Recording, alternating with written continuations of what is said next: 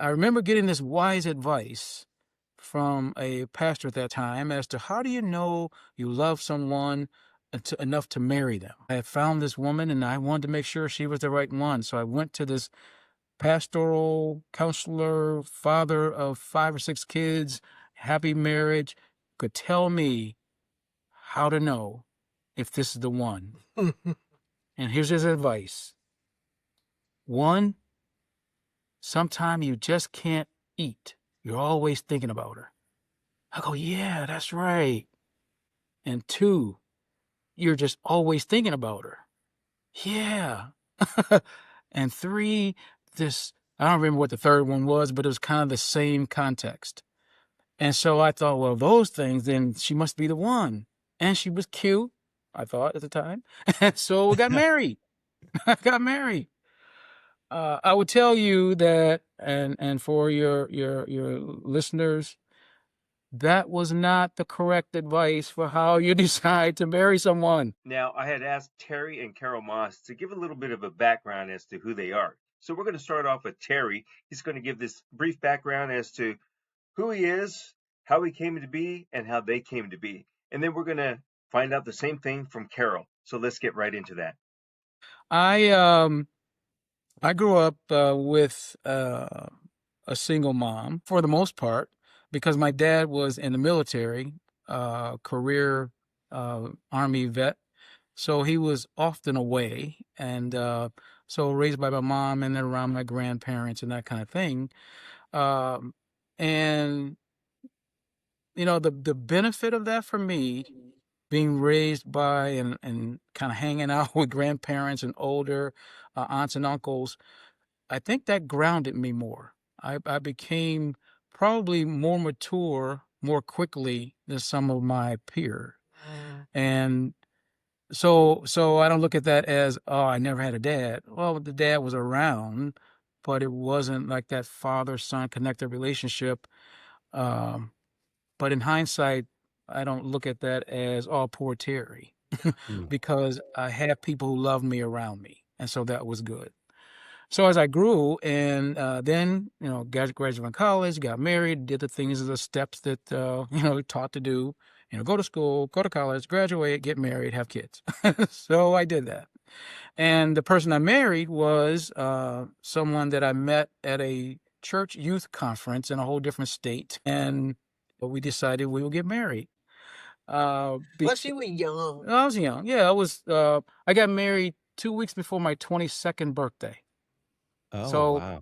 so young, but again, thought that I was more mature, thought that I had asked the right questions, thought that I was ready, and found out that I wasn't. But you know, having that faith that you stay married, you work on your marriage, you make it work. Um, so I did, and I did, and I did, and we did, and we did, and we tried, and we tried. And after 26 years, um, she decided that she no longer wanted to be married, and so there, that kind of ended. That was a tough time for me because for 26 years I'd been a married guy and a father and had 2 kids and worked in ministry, had a career, and so I was just that's all I knew. Now that big part of me is now not there. What do I do? And then from a kind of pastoral perspective or ministry perspective, I felt that I was no longer worthy. I felt that even God thought I would no longer be worthy to serve because I had the big D on my forehead, I Mm-hmm. thought.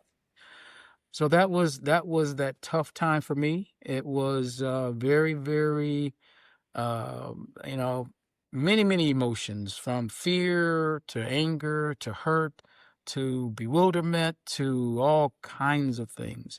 You just heard from Terry Moss and his experience with his first marriage. Now, there are a lot of people out there that perhaps go through the same thing.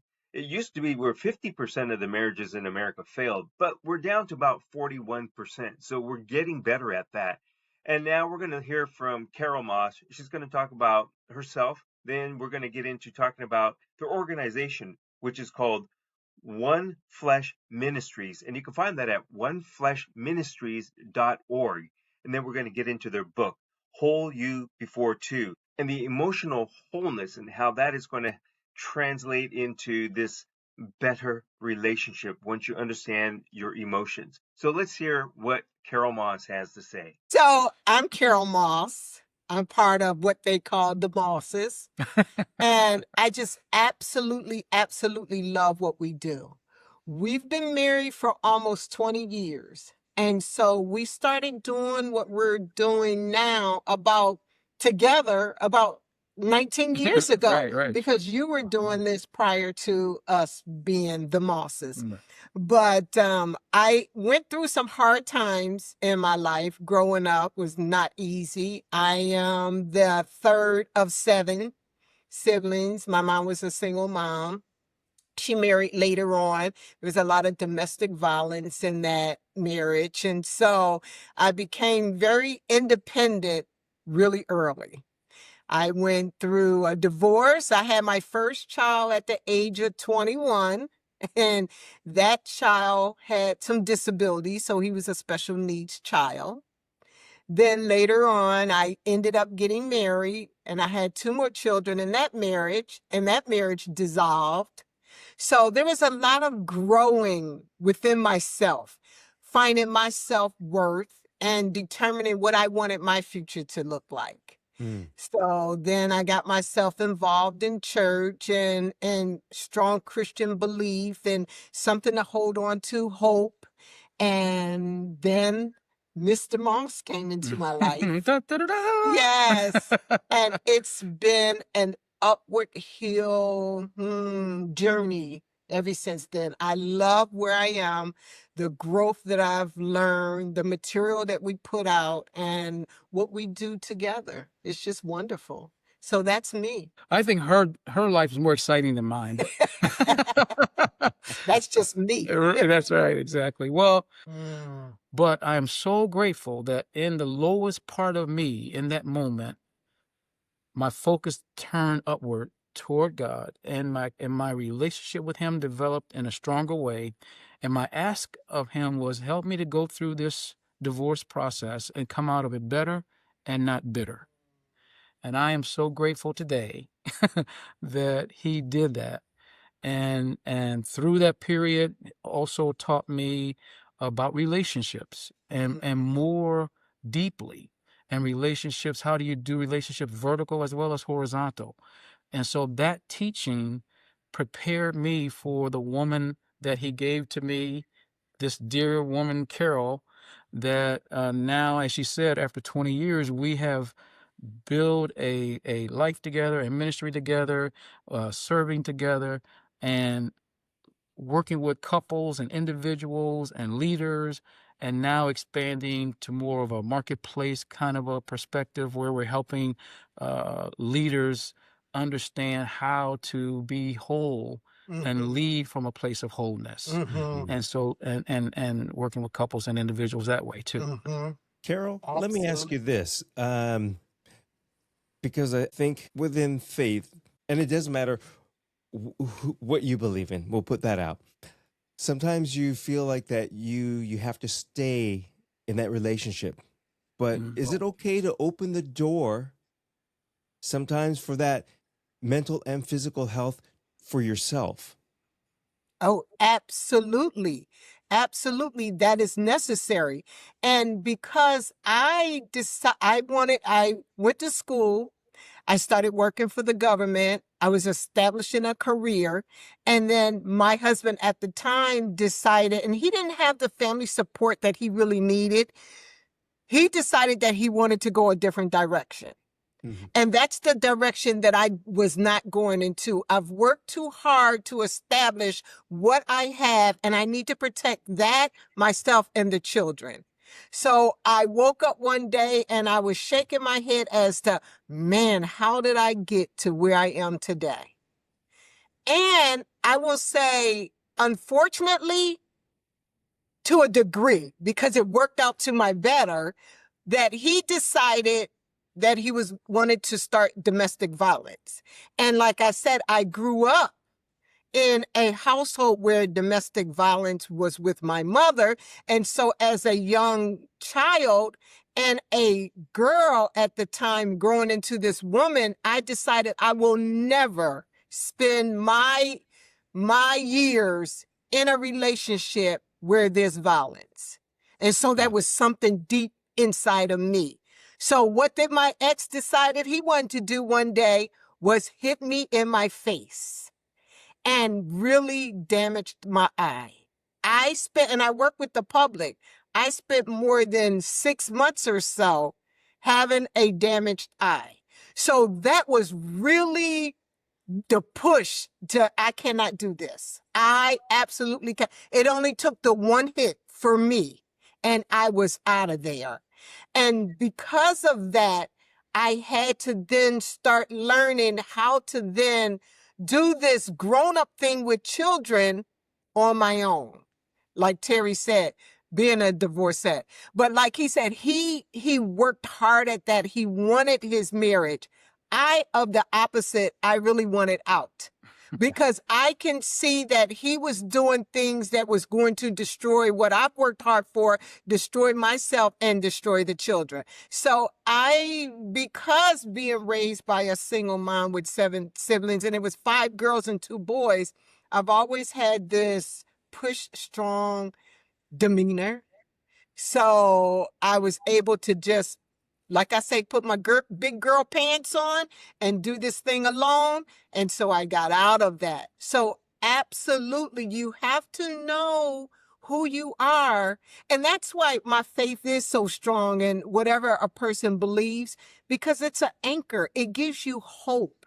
And you have to have that hope within yourself of knowing what you want your future to look like and then drive yourself forward to that. Yeah. So, You know, yeah. I kind of look at it as it's a 2-lane highway, and there are no 2-lane highways that's going to go forever that's in a straight direction. Sometimes it'll part a little bit and it'll come back together, rekindling. Other times, like you know that there's a left and a right turn. You come to that point sometimes, and you have to decide: am I going to go left on my way, or am I going to go right with the other person, or should I say right my way and left the other way? Yeah, Because directionally, you right know or left. what I mean is it's every individual has, and every couple has their own story, but everybody is on that same highway. Yes. It doesn't always go like this. It's not, I don't think it's always perfect. It can do No. this, come back, do this, but there comes that time sometimes where you got to part And and that take a different road. and that's a good analogy, because to me, when you're saying that, at least keep moving forward. Yeah. But moving forward, have a direction. That's how you're going to need to know if you're going to go left, if you're going to go right, if you're going to make this turn, that turn. But there's a direction, and you have to have a direction to stay on that road and continue to move. Because sometimes, like you said, there's accidents that can happen there. There's bumps in the road. But as long as you have a direction, you can keep moving forward. Sometimes it's going to be speedy. Sometimes you're going to go slow, and you may stop, but for a moment, don't stay there. Yeah, that's right. So what we're talking about right now, do any of the 3 key points of transformation, fit into this? I think the way you guys would phrase it is 3 keys that transform every relationship. Right. And yes, it fits perfectly into what you were just describing and what Carol was expressing, what she went through. The 3 keys that brings wholeness, and the wholeness is what transforms every relationship. First one is understanding and knowing who you are. So first, knowing who you are, I call that identity, self-identity.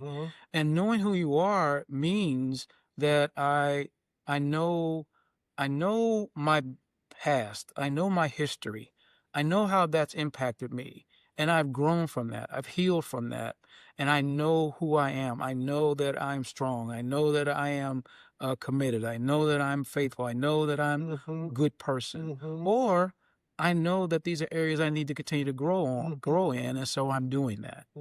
So that identity, self-identity, really knowing who you are. And then second is loving who you are. Because, when the Bible talks about love the Lord with all your heart and then love your neighbor as yourself, if you don't love yourself, how are you going to love anyone else? And sometimes because we don't love ourselves, because I may hold myself accountable for the past, I may feel guilty or ashamed of my past. And so I'm not really happy with myself. I'm not happy with my looks. And so I go to some place that fixes my nose and my lips and my to make me look better on the outside. But we fail to really focus on that inside. So what we're talking about is that emotional health, that health that starts from within, knowing myself, loving who I am, and then living true to who I am. Mhm. So the identity and then the self-worth is knowing my value, feeling good about who I am.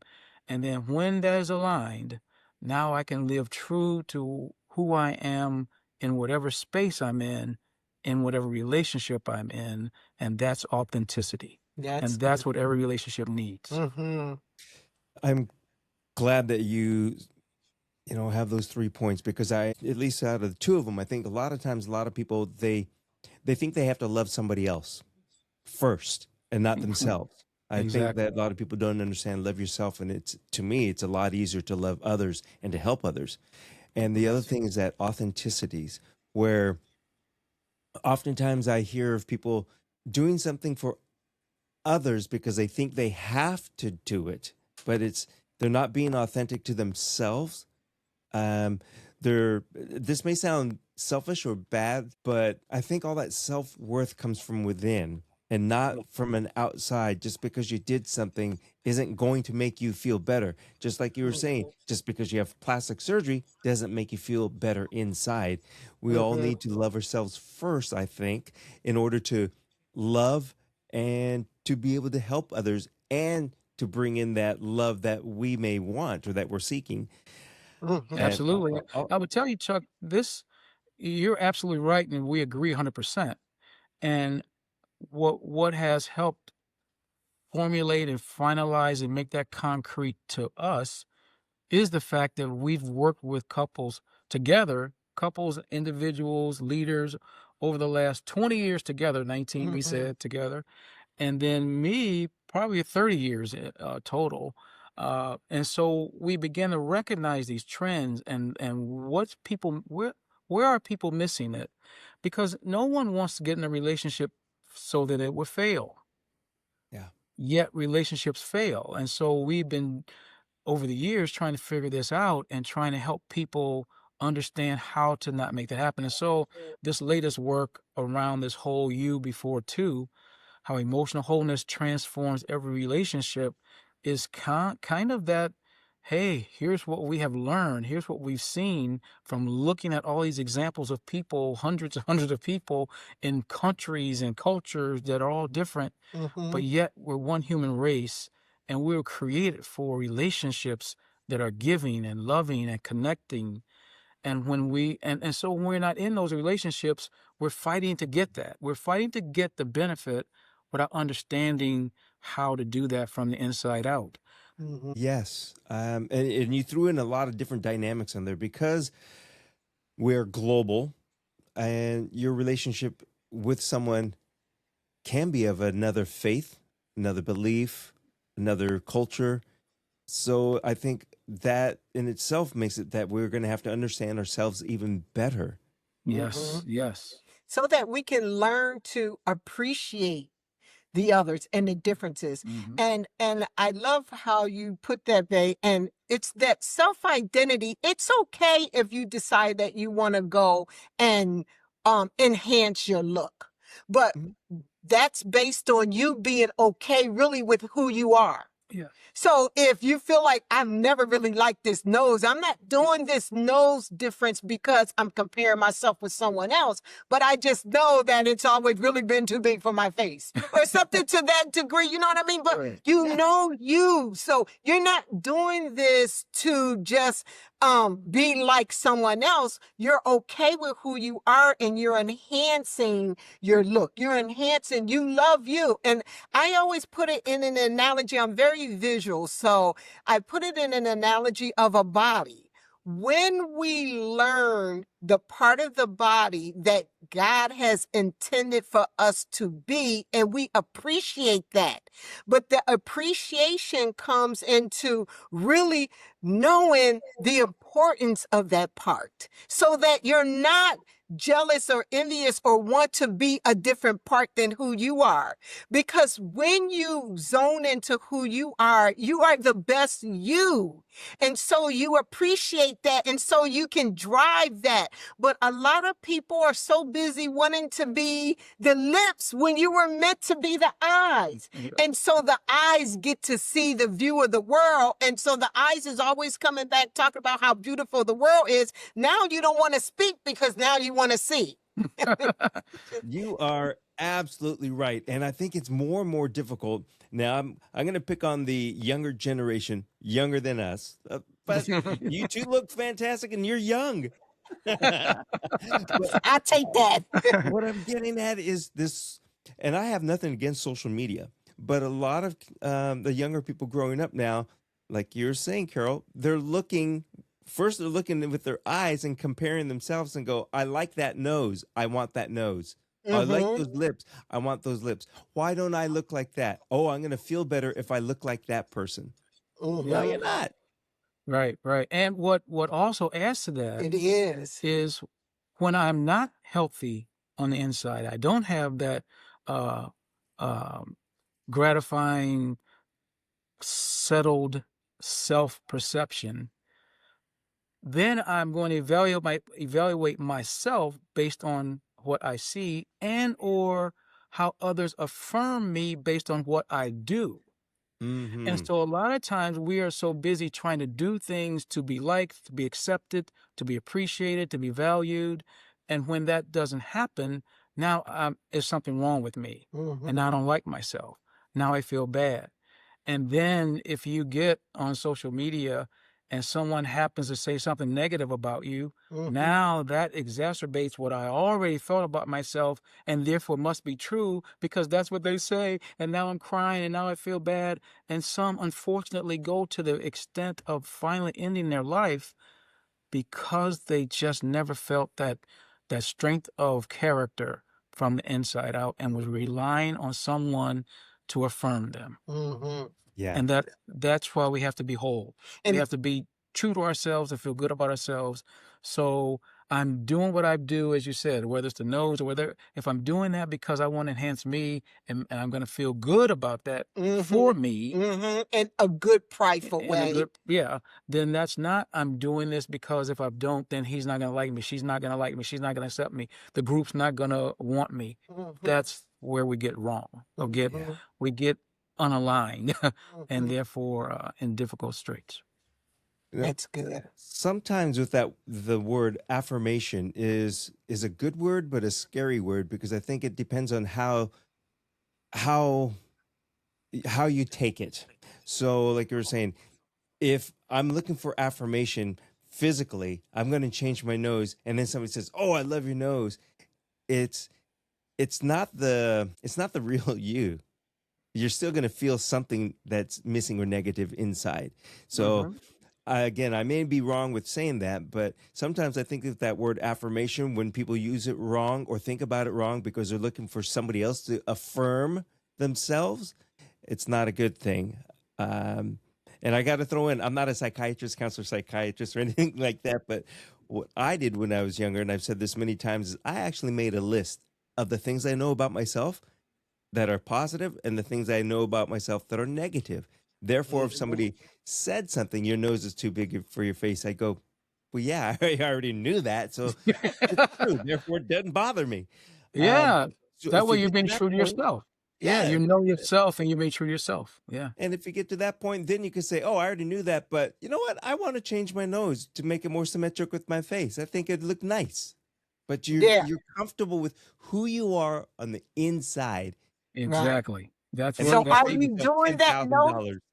So are you doing that nose change for you, or are you doing that nose change for someone else? Right. That's the important thing. Right. Because again, you could grow up with this, and we just picking on the nose, but you could have just grew up with always knowing uncomfortable with your nose. No one ever even said anything. Of course, your mama thought your nose was pretty, the most beautiful thing. She knew it was big. It was, yeah. She affirmed you of knowing that you're beautiful the way you are, but it was something that you never liked of yourself. So as you grew, you know, someday you wanted to do a change. So you're doing that for yourself and not to appease others. Mm-hmm.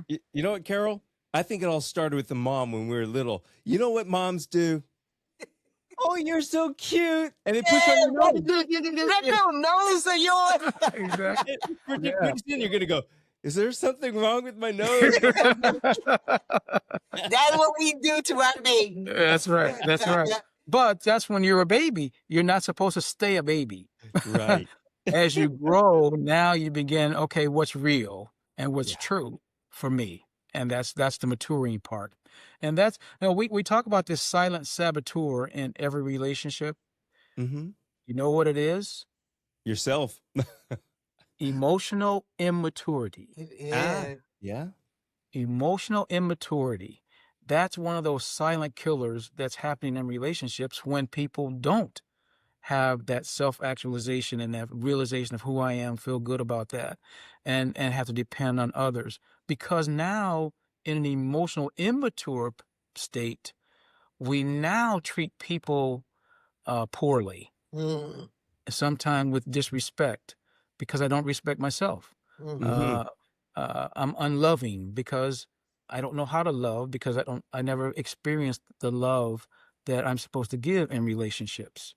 And so we find that happens as we work with couples particularly, and we begin to realize that one or the other, or sometimes both, they have no clue on how to love Mm. or how to respect in relationship.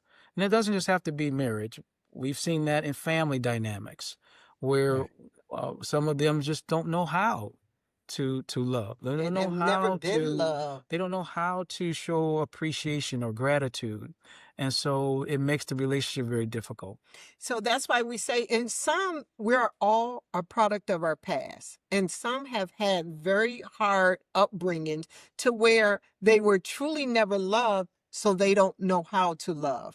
But I think when you talk about the emotional maturity, is then recognizing as you start growing and you become this adult, you realize I don't know how to love. Mm-hmm. I think the emotional immaturity is not knowing how to love and not accepting the fact that someone is telling you that you don't know how to Right. love. And- And so that you can reverse that and understand, yeah, I Right. need to learn how to be loved so that I can give love. Yes, stubborn immaturity stunts growth. Yes.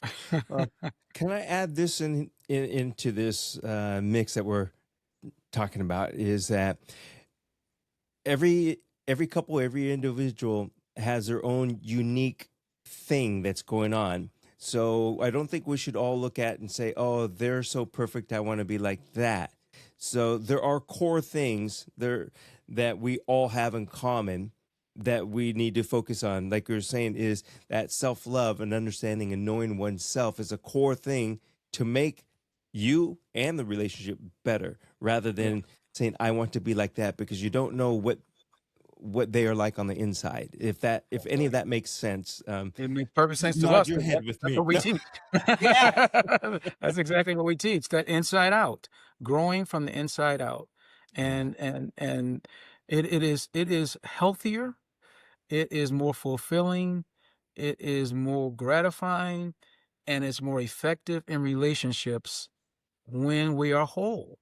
And that's hence the title, Whole You Before Two. Mm. Before we enter into relationship with others, the most effective and successful way that we can do that is when we take time to grow Mm-hmm. into emotional wholeness ourselves, Mm. and not just say, hey, well, this is the way I am, this is the way I've always been, this is the way I'm going to be, and you accept me or you don't. Mm. Yeah. Wow, I want to be in that relationship, don't I?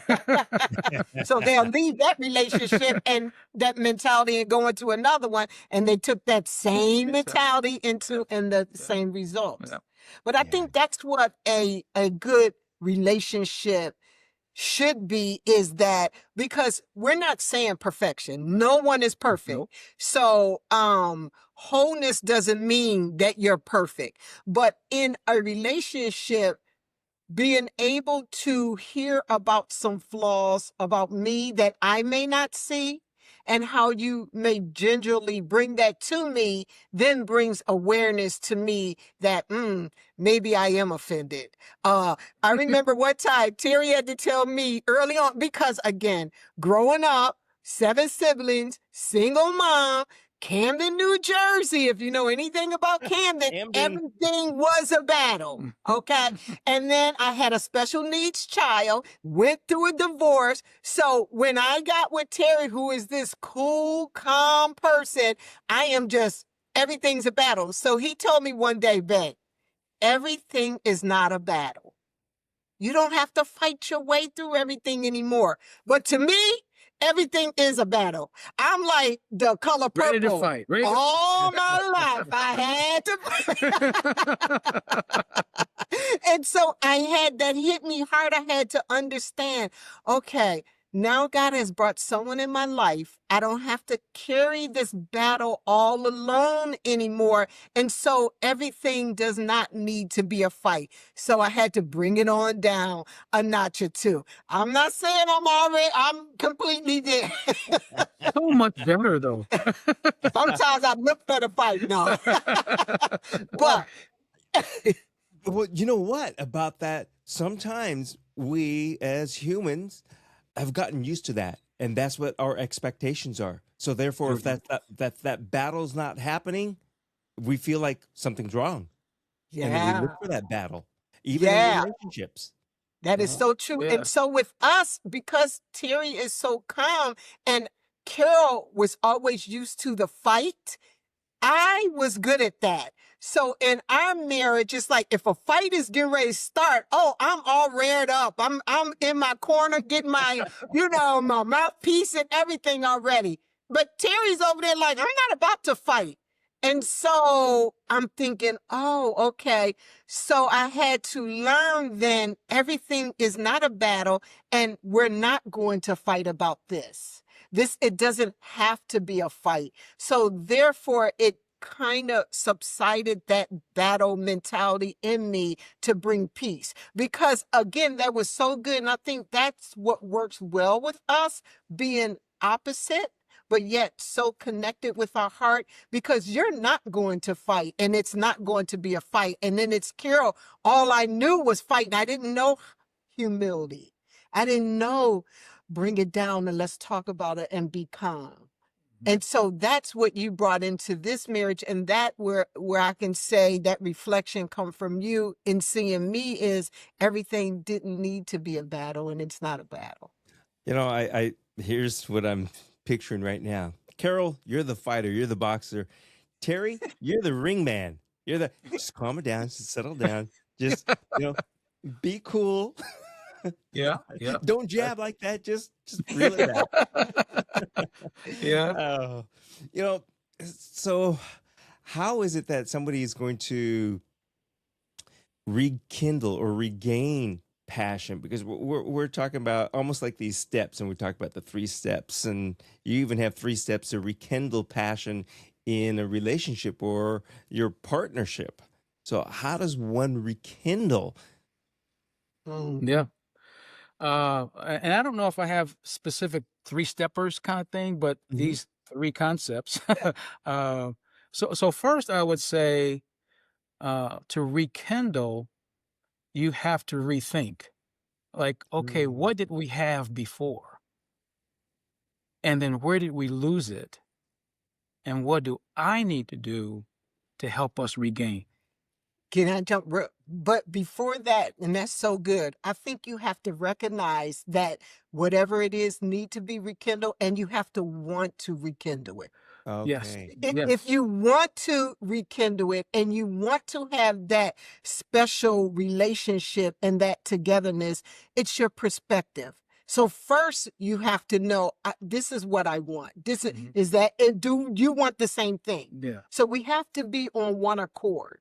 And then once we agree that we want to rekindle whatever we had in the past, then we'll follow those steps. Yeah, because I was thinking in terms of me, the individual. This is what I have to do. Mm-hmm. What Carol just brought in was correct. Is collectively, if we're going to rekindle the relationship, Mm-hmm. both must want that. Mm-hmm. Mhm. If I want to rekindle and she's just fine, forget this, Right. then there's no way to rekindle. Mm-hmm. So my assumption was that both wanted it, and now I have to figure out what's my part in it. Now I got to rethink, where did I lose it? Where did I go wrong? But I tell you, the character within all of that, there must be forgiveness, there must be humility, Mm-hmm. and there must be that willing heart Mm-hmm. to do the work Mm-hmm. to get this thing back to where we want it to be. Let's get back on the same highway, to use your earlier analogy. And it can happen. That's why I said a lot of times when we're working with couples, particularly when they are now trying to figure out how to rekindle and they're still struggling with this, do I want to? Maybe this isn't the one. Maybe. So once we do the digging and peeling back the onion, we really try to figure, okay, where did it go off? Mm-hmm. Has it always been like this? And probably 99% of the time, it wasn't always bad. Somewhere something happened and it turned, it went bad. Mm. Or if it was bad in the beginning for that 1 or 2%, then they thought it was going to be fine eventually. Mm. But they didn't do the work and didn't know how to do the work to get it there. Go ahead, Carol? Scotty.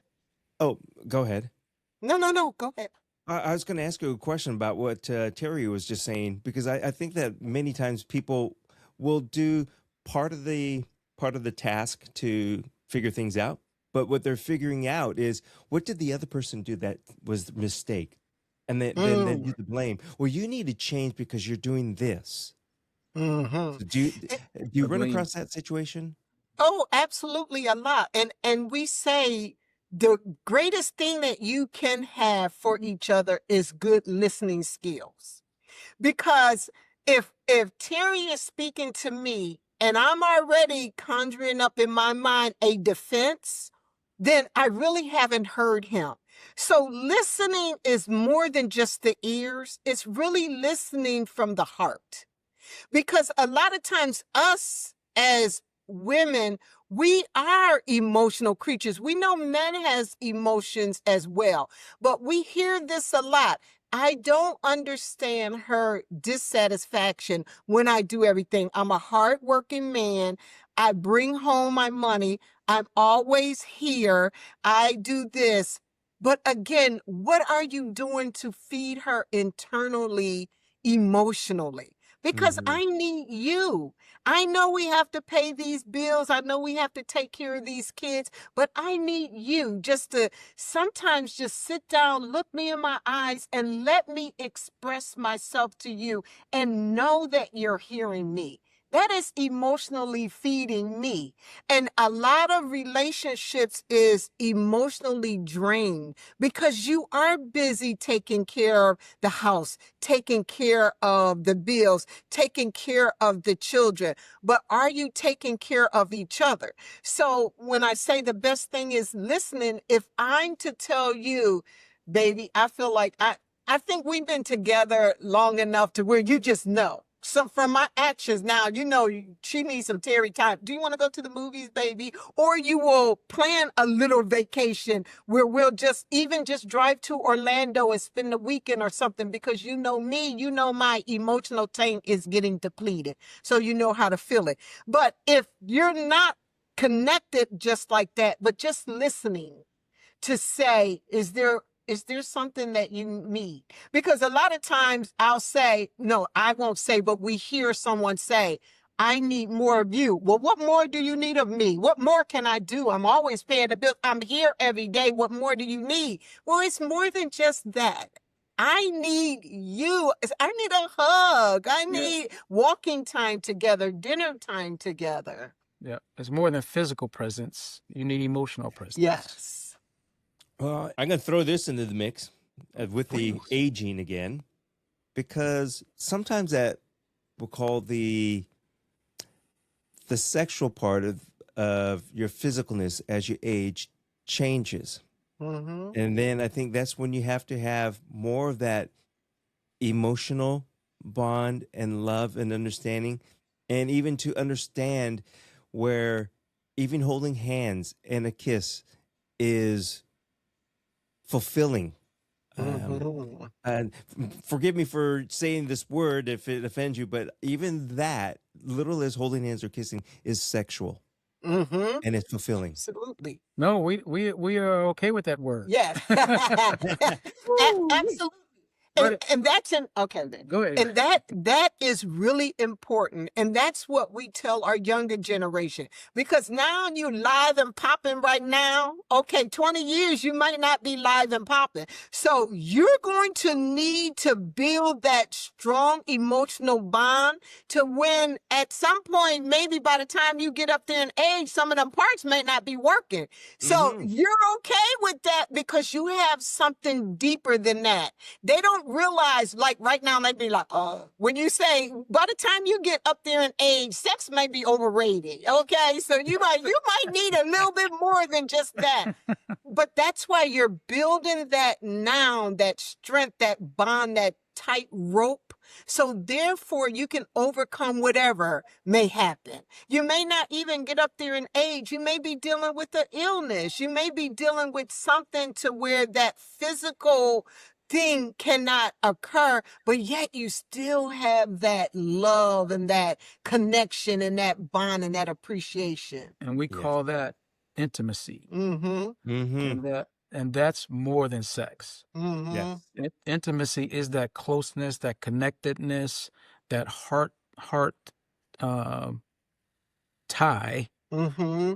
that just brings the joy to the relationship, whether there's physical intimacy or not. Mm-hmm. But that sexual intimacy is really important, but in that context you just described. Absolutely. Well, I want to remind the viewers and the listeners once again that we're having a conversation today with Carol and Terry, or Terry and Carol Moss, the Mosses. Yes. And they could be found at onefleshministries.org. And your book is called Whole You Before Two, which I love that title. The Mosses, do you have anything that you'd like to add before we close out? Ladies first. I just thank you for allowing us to be part of this podcast. I think the conversation that we're talking about is so important. We will consider ourselves in this older generation now, and we love pouring into our young people. So my advice would be to our young people is just take some advice from the older people and let it go in and enter into your heart. So therefore you're working to have a stronger future and a stronger relationship via siblings, marriage, learning how to appreciate each other, girlfriend, fiance, whatever it is, just learning that, having that gratitude heart and wanting to have a bright future. I agree. And I will also add, for the other end of the spectrum, the older couple or older individual who's in a relationship, or now we hear this thing called gray divorce, where people that have been married 25, 30 years are divorcing because they have grown apart, or for various reasons. Maybe some of it do with a lack of sexual intimacy. But whatever the reason, there's that rekindle conversation. Go back and listen to that.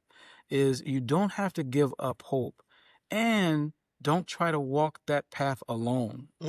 It is not wrong or weak to seek advice and counsel.